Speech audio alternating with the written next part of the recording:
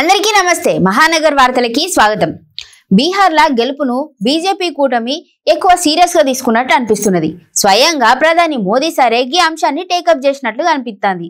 సుదీర్ఘ కాలంగా పరిపాలిస్తున్న నితీష్ కుమార్ పైన అసంతృప్తి ఎక్కువనే ఉన్నా కూడా పొలిటికల్ టెక్నిక్లతోని గట్టెక్కాలని మోదీ ప్లాన్ చేసుకున్నట్టున్నాడు। ఓవైపు ఆర్జేడీ కాంగ్రెస్ కూటమి సిగపట్లు లాలూ కుటుంబంలో సిచ్చు వంటి వాటితోని ఇంకా ప్రశాంత్ కిషోర్ పార్టీ కూడా అధికార వ్యతిరేక ఓట్లు చీల్చే అవకాశం ఉన్నది కాబట్టి మోదీ రంగంలోకి దిగిపోయినాడు। ఇప్పుడు ఒక్కో మహిళకు 10,000 పంపిణీ చేసినారు। బీహార్లో ముఖ్యమంత్రి మహిళా రోజ్గార్ యోజన పథకాన్ని మోదీ షురూ చేసిండు।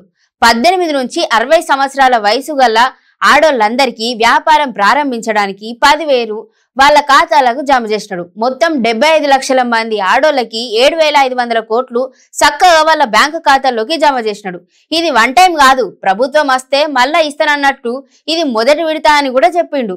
ఎన్నికలకు ముందు మోదీ ఓట్లను కొనుగోలు చేస్తున్నారని కాంగ్రెస్ తో సహా ఇంకా కొన్ని పార్టీలు కూడా మండిపడుతున్నాయి। వాళ్ళ ఆవేదన వాళ్ళది।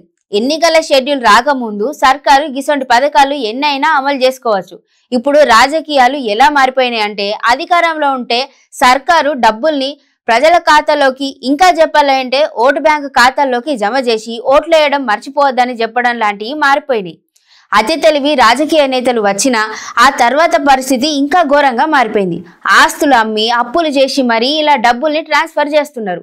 ఒకరు డబ్బులు ఇవ్వకపోతే ఆ పార్టీ ఇచ్చింది మీరెందుకు ఇయ్యలేరని ప్రజలు అడుగుతున్నారు। గిసొంటి పరిస్థితి వచ్చేసరికి ప్రధాని అయినా తప్పట్లేదు। రూల్స్ కి విరుద్ధం ఏమీ కాదు కాబట్టి ఎవరూ ఏం చేయలేరు। కర్ణాటక తెలంగాణలో కాంగ్రెస్ ఇట్లాంటి పథకాల పేరు చెప్పే అధికారంలోకి వచ్చింది। బీహార్ ప్రజల్ని ఎట్లా ట్యూన్ చేసి ఓట్లు రాబట్టుకోవాలో ప్రధాని మోదీకి తెలిసినంతగా ఇంకెవరికి తెలియదేమో అన్నట్లుగా ఆయన రాజకీయాలు చేస్తున్నాడు। మహిళల ఖాతాలల్లో 10,000 వేస్తే వాళ్ళు ఓటు మరో పార్టీకి వేసే అవకాశం ఉండదు। పైగా మళ్ళీ గెలిస్తే మళ్ళీ ఇస్తామని చెప్తున్నారు। నితీష్ కుమార్ పైన నమ్మకం తగ్గిపోయింది కాబట్టి చక్కగా మోదీనే రంగంలోకి దిగి లీడ్ చేస్తున్నాడు। కాంగ్రెస్ పార్టీ ఓటు చోరీ పేరుతోని దారి తప్పిపోయింది, మోదీకి ఎదురు లేకుండా పోయింది। ఇప్పుడు డబ్బులు ఇస్తున్నారని గగ్గోలు పెట్టినా ప్రయోజనమే ఉంటుంది।